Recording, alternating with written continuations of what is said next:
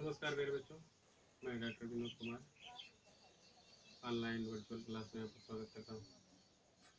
आज हम लोग गुप्त काल अर्थात स्वर्ण काल के बारे में अध्ययन करेंगे। गुप्त काल जो था उसे भारतीय इतिहास में स्वर्ण काल के नाम से भी जाना जाता है। स्वर्ण काल का मतलब यहाँ क्या है? स्वर्ण काल का मतलब है कि राज्य में उन्नति का स्तर इतना ऊंचा हो चुका था, प्रजा इतनी सुखी हो गई थी, राजा इतना हितकारी था, परोपकारी था, दूरदर्शी था और किसी भी भय का जनता में कोई भावना नहीं थी। अर्थात स्वतंत्रता पूर्वक राज्य में रहने वाले लोग सुखी, बिना किसी डर भय के जीवन व्यतीत करने वाली प्रजा सुखमयी भारत संस्कृति का यह एक ऐसा काल रहा है जिसके कारण इसे भारतीय इतिहास में जो है स्वर्ण युग के नाम से जाना जाता है। गुप्त सम्राटों का काल भारतीय इतिहास में स्वर्ण युग कहा जाता है। इस काल में अनेक उदात्त, मेधावी और योग्य शक्तिशाली राजाओं ने उत्तर भारत को एक छत्र के नीचे संगठित कर सुशासन व्यवस्था तथा देश की समृद्धि शक्ति में अपना पूरा सहयोग किया। इस प्रकार स्मिथ ने भारतीय युग को गुप्त काल के स्वर्ण युग के संबंध में कहा कि सर्वश्रेष्ठ माना जाता है। उसके शब्दों में उसने कहा कि हिंदू इतिहास में अन्य सभी गुणों की तुलना में महान गुप्त शासकों का काल सर्वाधिक अभिमत व संतोषजनक। इस साहित्य, कला और विज्ञान की असाधारण वृद्धि हुई इसके काल में। बिना किसी अत्याचार के क्रमिक धार्मिक प्रगति हुई, अर्थात धार्मिक रूप से, सामाजिक रूप से, राजनीतिक रूप से कोई भी अत्याचार सैनिक प्रजा पे नहीं होता था। सांग ने लिखा है कि गुप्त काल में चोरी डकैती की कोई खौफ ही नहीं थी, अर्थात चोरी डकैती का कहीं भी मैटर था ही नहीं, सब लोग सुखी समृद्धि थे। इस प्रकार से यह काल जो है क्लासिकल एज के नाम से भी जाना जाता है।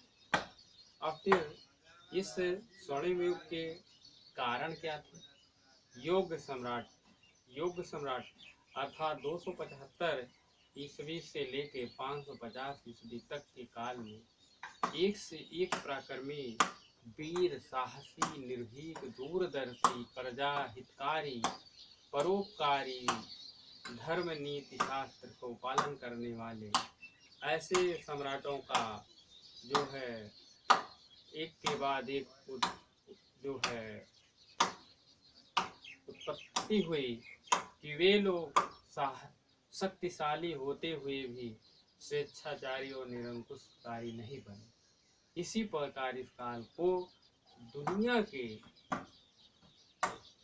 जो भी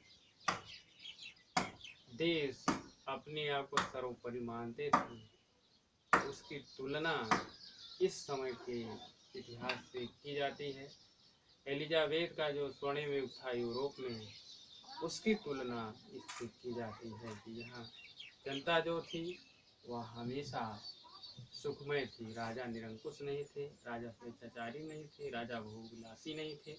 राजा अपनी जनता के हित में विदेशी आक्रमणकारियों से उनको सुरक्षा करने के लिए हमेशा दिन रात अपनी जनता में लगे रहते थे। तो इस प्रकार से योग सम्राटों का एक के बाद एक आना भी चंद्रगुप्त प्रथम, चंद्रगुप्त द्वितीय, समुद्रगुप्त, स्कंदगुप्त आदि लोगों ने जो है अपने राज्य विस्तार का भी काम किया। इस प्रकार से और विदेशी शासन जो थे, शकों का, हूणों का आदि आक्रमण जो हुआ करते थे, उन सभी आक्रमणों से, आक्रांताओं से संपूर्ण भारत को जो है उन लोगों ने एक निश्चिंत रूप से अपनी प्रजा के लिए जो है सुरक्षित महसूस कराने का काम किया। कालिदास ने तो यहाँ तक कि लिखा कि इन गुप्त वंश के सम्राटों का, इन नागों का धरती, आकाश, पाताल, पर्वत, सागर आदि में इनका न जाने कितनी दूर तक इनका राज्य जो था उसके बारे में कोई चर्चा नहीं की जा सकती है। ऐसा काल जो है इतिहास में अभी तक नहीं, उनके कालिदास के लेखों के द्वारा लगता है कि ऐसा युग अभी तक भारत में नहीं हुआ। तो इस प्रकार से ये सारी बातें भारतवर्ष को सुख समृद्धि और न्याय से न्याय के बंधनों से, अर्थात लोग सुखी समृद्ध थे, वे लोग न्यायालयों के बंधनों से मुक्त थे, अर्थात यहाँ पर चोरी डकैती कुछ नहीं होती थी। चतुर्दिक जो है विकास की क्रियाएं, विकास कार्य, विकास की धारा बह रही थी।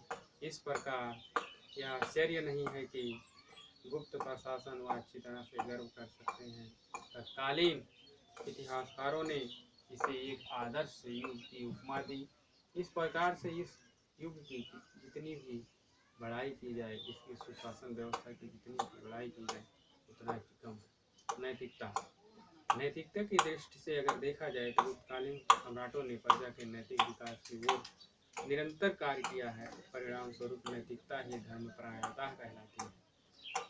धर्मपरायणता होने से गुप्तकालीन लोग सदाचारी, शिष्ट, सत्यवादी, साहित्य और ईमानदारी, उदारवादी, अतिथि का सत्कार करने वाले थे। महायान ने लिखा है कि लोग प्याज, लहसुन, मांस, मदिरा का प्रयोग नहीं करते थे, अर्थात लोग सात्विक विचारधारा के थे। इस प्रकार से यह इस